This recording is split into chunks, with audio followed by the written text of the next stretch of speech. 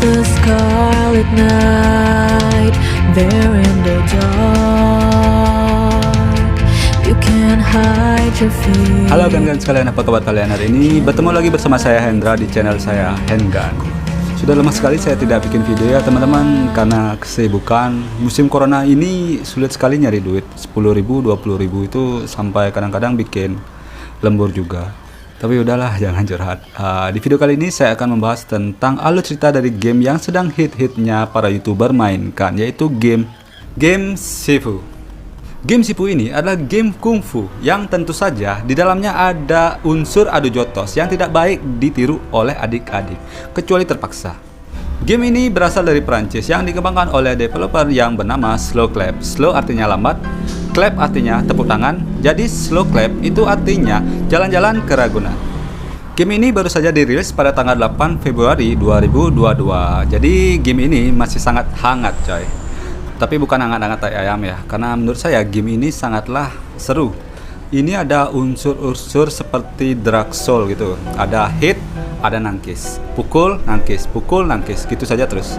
Menceritakan kisah seorang bocil yang mendedikasikan hidupnya untuk pembalasan dendam atas pembantaian yang dilakukan 5 kelompok pembunuh yang membantai keluarganya. Sifu berlatar di salah satu kota di Cina. Game ini mempunyai unsur fantasi juga karena menggabungkan antara kungfu dan sihir, dimana jika kalian meninggal, kalian akan bangkit kembali, semacam kekuatan Edo Tensei lah. Sering-sering meninggal juga nggak apa-apa, toh akan dibangkitkan kembali kan? Eits, tunggu dulu, tidak semudah itu Ferguson. Di game ini juga mempunyai efek sampingnya, yaitu jika kalian terlalu sering meninggal, kalian akan lebih cepat lagi menjadi kakek-kakek. Dimana jika setiap kali kalian bangkit, umur kalian akan bertambah 1 tahun. Lalu jika kalian cupu dan sering sekali meninggal, nggak lucu sekali kan jika karakter yang kalian mainkan itu adalah kakek-kakek pada akhirnya. Dan lalu, apakah dia berhasil menjadi master kungfu dan membalaskan dendam-dendam keluarganya? Mari kita lanjutkan alur ceritanya. Kisah ini dimulai 8 tahun silam saat seorang pemuda yang bernama Yang mendatangi dojo pelatihan kungfu untuk mencari sebuah kotak putih. Entah itu kotak apa. Dia datang dengan 4 sekutu temannya. Jadi mereka datang dengan 5 orang. Perjalanan siang ini tidaklah gampang karena di setiap perjalanan dia akan dihadang oleh murid-murid dojo tersebut. Semakin dia ke dalam, maka semakin banyak juga musuh yang akan dia hadapi. Di perjalanan dia sempat bertemu dengan sekutunya, tapi dia tetap memutuskan untuk melanjutkan perjalanannya ke dalam dojo sendirian. Setelah membantai banyak sekali murid-murid dojo itu, pada akhirnya dia pun bertemu dengan pemilik dojo tersebut yang ternyata tidak lain adalah gurunya sendiri. Gurunya inilah yang bernama Sifu. Dikatakan bahwa si Sifu inilah yang menjaga kotak putih tersebut. Berpikir bahwa tidak ada cara lain yang bisa mereka lakukan lagi, maka pertarungan pun tidak bisa terelakkan. Dimana di sini hanya Siang saja yang akan bertarung melawan Sifu, sedangkan 4 teman lainnya hanya melihat. Singkat cerita, Siang pun berhasil mengalahkan gurunya sendiri dengan jurus andalan yang dia miliki, yaitu jempol maut. Dan dia pun mendapatkan apa yang dia inginkan. Tetapi pada saat di sana, dia merasakan tanda-tanda bahwa ada orang selain mereka yang sedang berada di sana. Lalu Siang ini menyuruh orang tersebut untuk keluar dari persembunyiannya. Nah, di sini kalian akan mendapat pilihan karakter cewek atau cowok yang kalian akan pilih untuk menjadi karakter utama yang akan kalian mainkan. Jika kalian memilih karakter cowok, yang keluar adalah karakter cewek. Maksudnya karakter cowok. Tapi jika kalian memilih karakter cewek, maka yang keluar adalah karakter cewek, bukan karakter cowok. Karakter yang kalian pilih pun langsung akan muncul pada saat itu juga. Namun tanpa perbacotan, percakapan, negosiasi, bahkan tawar-menawar, saat itu juga kalian langsung dibunuh oleh teman Siang ini. Tetapi dengan jimat yang kalian pegang, kalian pun bisa bangkit kembali dan sontak. Si anak ini pun menghampiri Sifu yang ternyata diketahui bahwa Sifu ini adalah ayah dari anak tersebut. Dan terlihat raut kebencian dari anak tersebut yang menuntunnya untuk membalaskan dendam. Akhirnya dia pun berlatih hingga umurnya 20 tahun dan mempunyai keberanian dan kepercayaan diri untuk bertarung melawan 5 orang itu. Di sini kita mendapat ilustrasi target yang akan kita buru, yaitu 5 orang tersebut yang diketahui adalah, yang pertama adalah si botanis yang diketahui bernama Fajar. Inilah karakter yang membunuh kita dengan sebilah golok. Yang kedua adalah The Fighter, pria berkostum ninja yang diketahui bernama Sean. Yang ketiga adalah The Artist, wanita muda yang bernama Kuroki. Keempat, The CEO, wanita tua yang bernama Jin Feng. Dan yang terakhir adalah ketua dari geng tersebut, The Leader, alias yang itu sendiri. Dia berlatih dan terus berlatih hingga memantapkan dirinya untuk pergi sendirian bertemu dengan target pertamanya, yaitu di suatu pemukiman kumuh di kota. Membabat habis dan membantai semua anak buah Fajar yang menghalangi jalannya masuk ke lorong kecil, melewati semua penjagaan hingga melihat gedung yang bernama White House, di mana tempat si Fajar itu berada. Sebelum ke tempat itu, dia pertama harus melewati anak buah Fajar yang berukuran besar-besar sekali seperti buto ijo dan kalagondang, yang lumayan sangat sulit untuk dikalahkan, coy. Pertarungan yang sangat sengit dan sulit pun berhasil dia selesaikan karena tekadnya yang besar untuk bertemu dengan si Fajar. Dan pada akhirnya dia pun bertemu dengan target pertamanya, yaitu The Botanist alias si Fajar. Dan pertarungan pun terjadi dengan kekuatan jurus legendaris yang dimiliki karakter utama, yaitu kungfu yang hebat dan kekuatan Edo Tensei yang memberikan kemampuan untuk tidak pernah terkalahkan dalam pertarungan, membuat dia berhasil dengan mudah memojokkan si Fajar hingga si Fajar terpaksa mengeluarkan jurus andalannya, yaitu Golok 212 dan kekuatan Mokuton yang dia pelajari dari Hokage pertama, yang membuat arena tersebut menjadi kebun bambu. Akan tetapi walaupun jurus dari si Fajar ini tergolong jurus yang sangat OP, tidak ada yang bisa mengalahkan karakter utama, bro. Jadi si Fajar ini pun kalah dengan goloknya sendiri yang menggorok lehernya. Dengan meninggalnya si Fajar, perjalanan kita pun berlanjut. Perjalanan pun dilanjutkan ke tempat bernuansa pink yang disebut The Club. Tempat ini tentu saja sudah tidak asing lagi bagi kalian-kalian yang suka main kejar-kejaran, lompat-lompatan, cambuk-cambukan, dan tentu saja membeli es krim. Di sini karakter utama akan dipaksa untuk masuk ke dalam klub tersebut dan melihat nuansa-nuansa merah muda yang sangat gemerlap di sana. Di sana kalian akan diserang oleh penjaga-penjaga yang tidak lain, yaitu adalah anak buah dari bos yang kedua yang bernama Desya. Sebelum melanjutkan perjalanan, kalian sebagai karakter utama akan dihadang terlebih dahulu oleh seorang wanita cantik bertubuh suksi berpakaian putih, tapi bukan kuntilanak, untuk dikalahkan terlebih dahulu. Setelah itu, baru kalian akan diarahkan ke lorong dan di sana kalian akan bertemu dengan seorang asing. Orang inilah yang akan memberitahu kalian jalan menuju ke tempat bos kedua. Tapi sebelum mencapai tempat tersebut, kalian akan dihadang oleh banyak sekali prajurit dari Sean. Setelah berkeliling ke sana kemari, bertarung dengan prajurit demi prajurit dan membuka pintu demi pintu, akhirnya si karakter utama pun bertemu di singgasana si Sean.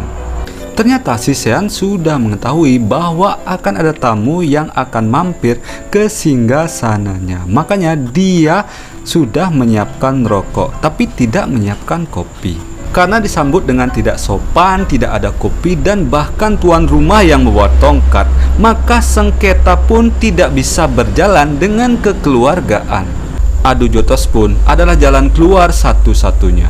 Seperti keadaan saat melawan si jembut Fajar kemarin, memang kekuatan Edo Tensei ini adalah kekuatan yang sangat OP dan bukan kaleng-kaleng, coy. Maka dari itu, si Sean pun kembali terpojokkan. Akhirnya dia pun mengeluarkan jurus pemungkasnya, yaitu tongkat sakti dari Gunung Huako, dan membakar habis tempat tersebut seperti neraka. Tetapi tentu saja dengan kekuatan karakter utama dan kekuatan loot save-nya, Si Xian pun dapat dikalahkan dengan mudah dan akhirnya si Xian pun menerima bogem mentah di sebelah kepala dengan tongkatnya sendiri. Setelah pertarungan tersebut, perjalanan untuk mencari bos ketiga pun dilanjutkan. Perjalanan selanjutnya, karakter utama akan pergi ke tempat pameran barang-barang antik, yaitu museum. Entah apa penyebabnya, di sini pun si karakter utama tidak disambut dengan sopan juga.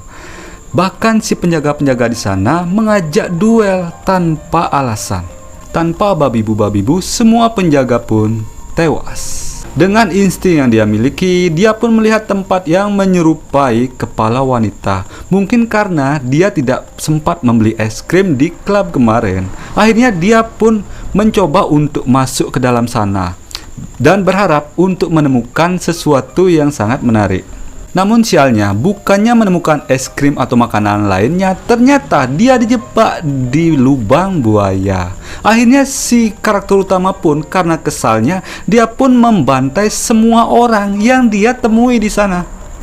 Singkat cerita, setelah menghabisi semua orang yang dia temui, dia pun masuk ke dalam ruangan di mana hanya ada satu orang botak yang menunggunya di sana. Niatnya sih untuk menanyakan jalan keluar dari tempat tersebut. Alih-alih bertanya, si botak ini juga menyerang dia, coy. Tentu saja tanpa pandang bulu, si botak pun langsung dihajar. Setelah si botak meninggal, ada salah satu pintu rahasia yang terbuka dan akhirnya si karakter utama ini pergi ke pintu tersebut.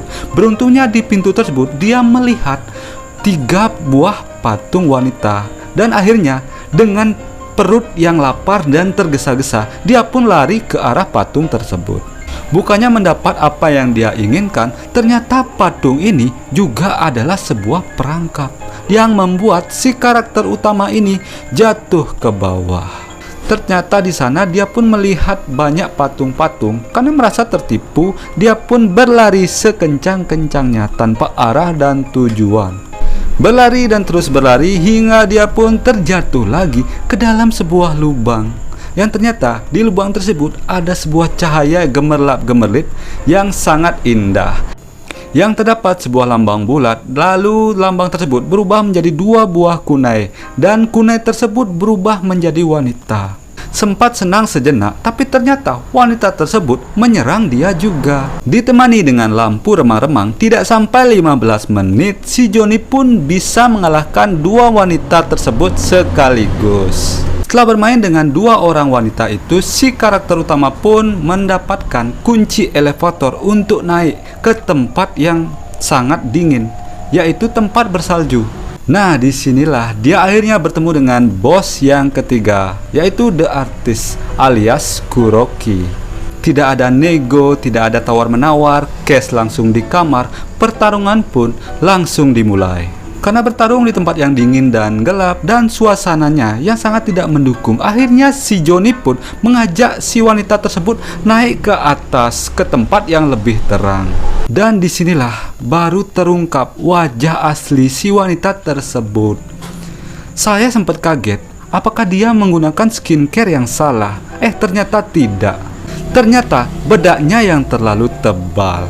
Biasalah, karena kekuatannya yang terlalu OP dan mungkin karena tidak seleranya juga, akhirnya si karakter utama ini menusuk si perempuan tersebut dengan sebuah pisau. Setelah mengalahkan Kuroki, si karakter utama lalu melanjutkan perjalanannya ke sebuah hotel yang bernama The Tower. Tapi tempat ini sangatlah berbeda 180 derajat Celcius dari tempat-tempat kemarin yang kita kunjungi. Kan biasanya di awal pertemuan kita akan disuguhkan menu adu jotos, tapi di sini penjaganya sangatlah sopan dan baik hati. Bahkan kita di sini langsung disuruh masuk ke dalam. Nah, inilah yang menimbulkan kecurigaan bagi si Johnny. Lalu bergegaslah dia lari menuju lift yang ada di pojokan. Nah, di sanalah dia melihat salah satu penjaga yang sangat adem ayem, diam dan sepi. Nah, biasanya yang seperti inilah yang paling mencurigakan. Diam-diam langsung nonjok kayak begitu. Tetapi si Johnny sudah curiga. Maka saat pintu lift sudah tertutup, dihajarlah petugas tersebut. Nah, di sini kita bisa mengambil pelajaran bahwa kita terkadang harus mengambil gerakan lebih cepat dari musuh kita agar tak ada babi bu langsung hajar sajalah. Setelah mencapai lantai atas, nah disinilah dia akan bertemu dengan nenek-nenek berambut putih. Sempat kaget karena dikiranya mak lampir, tapi bukan. Inilah bos nomor 4 yang bernama Jin Feng, the CEO. Perlahan mendekat. Terlihat keadaan sangatlah mencurigakan. Akhirnya si karakter utama ini mencoba untuk membelakangi si nenek peot tersebut. Dan akhirnya saat dia mencoba untuk memegang dua gadis yang ada di belakangnya, lonceng pun berbunyi. Baris di halaman, tapi bukan seperti itu. Setelah lonceng itu berbunyi, prajurit-prajurit si nenek ini pun berdatangan semua. Nah, disinilah gedebak-gedebuk dimulai. Berkeliling ke setiap kamar, membuka pintu demi pintu, dan akhirnya menemukan jebakan lagi. Kiranya dia ini sebuah arena kotak untuk bertarung, tapi sebenarnya ini adalah sebuah lift. Saat mereka sedang asik bertarung, lift ini pun jatuh turun ke bawah. Sambil asiknya menikmati pertarungan, si Johnny ini sambil berpikir juga cara untuk menyelamatkan diri dari perangkap tersebut. Nah, dengan kekuatan yang dimiliki si Johnny, yaitu kekuatan karakter utama, si Johnny ini bisa memprediksi kapan waktu dari lift ini terjatuh ke bawah. Akhirnya timing yang tepat, dia pun melompat ke sisi bebatuan dan selamat. Dan sebelum bertemu dengan ketuanya Jin Feng, dia sempat digoda lagi oleh dua gadis cantik yang dia temui di atas menara. Tetapi dengan kekuatan kebiri instan yang dimiliki oleh si Johnny, dia pun dapat mengalahkan dua gadis tersebut. Dan ronde yang ditunggu-tunggu melawan bos nomor 4 pun dimulai. Pertarungan pun sempat tidak seimbang karena bisa kita lihat si nenek ini menggunakan senjata tumpul yang sangat panjang. Nah, inilah yang membuat si karakter utama susah untuk mendekati si nenek Jin Feng. Tapi ini bukan masalah untuk karakter utama. Dengan kekuatan OP-nya, dia pun dapat memojokkan si nenek, dan pada akhirnya si nenek mengeluarkan jurus yang menghancurkan tanah, dan lonceng yang ada di atas pun terjatuh yang menyebabkan arena pertarungan ikut merosot ke bawah. Tapi namanya juga nenek-nenek, serangannya pun semakin lama akan semakin banyak celah. Nah, celah inilah yang dimanfaatkan oleh karakter utama untuk penyerangan balik, dan akhirnya si nenek pun tewas dengan senjatanya sendiri yang melilit di lehernya. Dan sudah tidak terasa perjalanan panjang mengalahkan 4 kandidat caleg demi meraih kesuksesan untuk membalaskan dendam keluarganya. Si Johnny pun akhirnya sampai di tujuan terakhirnya, lawan bos utama yang bernama Yang, tapi bukan Sayang. Nah, lokasi dari siang ini sangat jauh dari keramaian, yaitu sebuah perbukitan yang sangat sunyi yang bernama Sanctuary. Saat sampai di tempat tujuan, si Johnny pun sontak kaget saat melihat dojo milik yang sangat megah sekali. Nah, di sini timbul teori-teori konspirasi yang terselubung dalam game tersebut. Apakah ini adalah sebuah bisnis dojo? Apakah hanya ini si yang tega membunuh ayahnya si Johnny hanya karena persaingan bisnis dojo? Dan akhirnya si Johnny pun masuk ke dalam dojo tersebut. Nah, dilihatnya salah satu orang penjaga dojo. Niatnya ingin bertanya apakah benar ini dojo milik Yang. Tapi si penjaga ini langsung tiba-tiba menyerang si Johnny. Tanpa pikir panjang, si Johnny pun menyelebeu si penjaga tersebut. Niatnya si Johnny sih awalnya untuk silaturahmi, tapi berujung adu jotos pada akhirnya juga. Setelah mengajar penjaganya tersebut, si Johnny pun memberanikan diri untuk memasuki dojo milik Yang. Baru masuk sedikit, dia pun sontak kaget karena melihat ada satu resepsionis. Wow, dojonya pun bahkan memiliki resepsionis. Nah, inilah yang membuat emosi si Johnny semakin memuncak. Jika dilihat flashback dojonya yang terdahulu, jangankan memiliki resepsionis, tempatnya pun masih terlihat seperti tempat angker. Si Johnny pun langsung bergegas, tidak sabaran untuk bertemu dengan pemilik dari dojo ini, yaitu si Yang, demi mendapatkan 80% saham tentunya. Ternyata perjalanan si Joni pun tidaklah gampang. Sempat bertemu dengan samsak besar, tapi si Joni berhasil mengalahkannya. Dan hampir tertarik untuk mengikuti member yoga karena diskon 50%. Tapi si Joni tetap pendirian untuk mencari si pemilik dari dojo ini. Setelah sampai berkeliling menghadapi penjaga, akhirnya dia pun sampai di depan sebuah gerbang yang sangat besar. Setelah membuka gerbang tersebut, akhirnya ketemulah dia dengan Pak Bosnya. Bukannya ditawari kopi atau makanan enak lainnya, malah siang ini pamer burung coy. Dan seperti biasa, musyawarah kekeluargaan pun diakhiri dengan adu jotos. Ternyata siang ini memiliki kekuatan yang berbeda dari 4 kandidat caleg lainnya. Si Joni pun hampir terpojokkan karena jurus cototan tangan yang dimiliki oleh si yang ini yang berhasil mengambil jimat dari si Joni. Tapi bukan si Joni namanya jika harus kalah hanya karena cototan. Dia pun mencotot balik si yang hingga tepar ke bawah. Tidak terasa bahwa pembalasan dendam sudah terselesaikan. Akhirnya dojo milik si yang pun menjadi milik si Joni.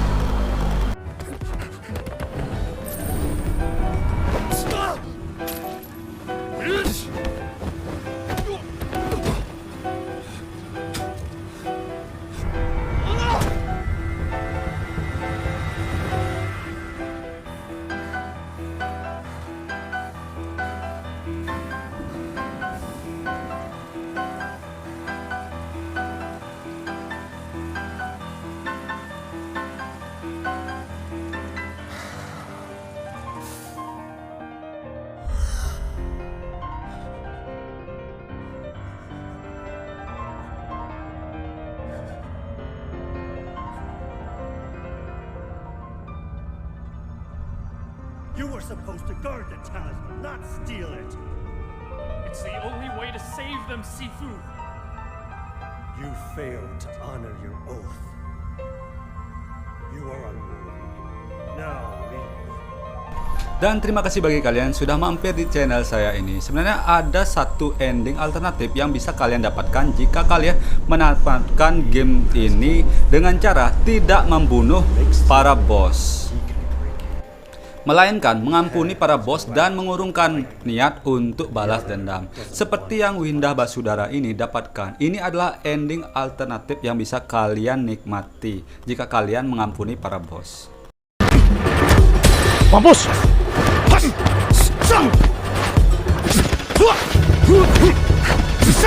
Anjir, epic moment terus ya. Nggak ada pilihan spare lagi guys.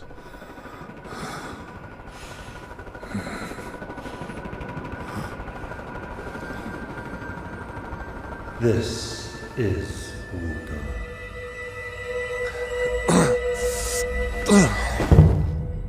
Ya.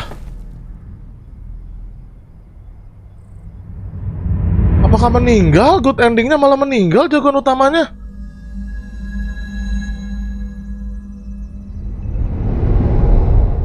Oh, lengkap semua huruf kanjinya. Oh no. What happened, bro?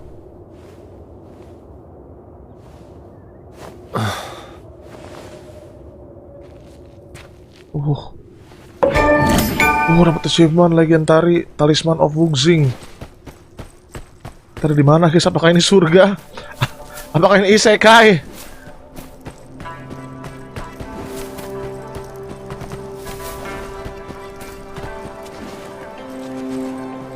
Wow, indah sekali.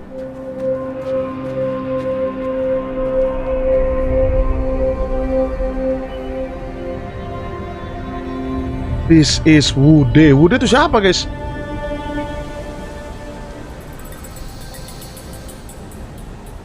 Oh, dia merasakan kedamaian di surga kayaknya ya. Ada kredit scene-nya guys. Kalau kita bunuh semua di yang gue bikin konten sebelumnya, kagak ada kredit scene sama sekali. Ini ada kredit scene-nya guys. Bisa di skip. Sorry ke skip. Ada cutscene tambahan juga. Sifu.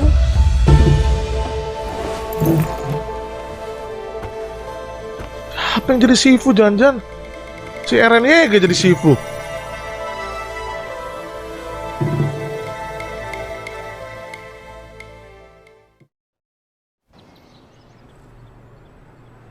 Wah, itu dia guys, true endingnya yang walaupun gua nggak paham ya. Dan kesimpulan dari game ini yang bisa saya dapatkan adalah jika kalian mengikuti emosi yang kalian punya atau kalian mengikuti amarah yang sedang kalian dapatkan, kemungkinan besar kalian akan menyesal. Karena itu hanya akan memberikan kalian dua cabang, yaitu kebahagiaan sesaat ataukah penyesalan seumur hidup. Nah, inilah yang berbahaya, yaitu jika kalian mendapatkan sebuah penyesalan. Tapi apa gunanya jika kalian mendapatkan cuma kebahagiaan yang sesaat? Pikirlah terlebih dahulu sebelum membalas dendam. Tapi memang sebenarnya mengikhlaskan itu adalah hal yang paling berat. Tapi kalian juga harus memikirkan dua kali jika harus membalas dendam. Atau kalau tidak, kalian akan menyesal. Dan terima kasih juga bagi kalian yang sudah mampir di channel saya ini. Jika kalian suka dengan video yang saya bawakan, bisa subscribe, like, dan komen ya. Saya Hendra, have a good day.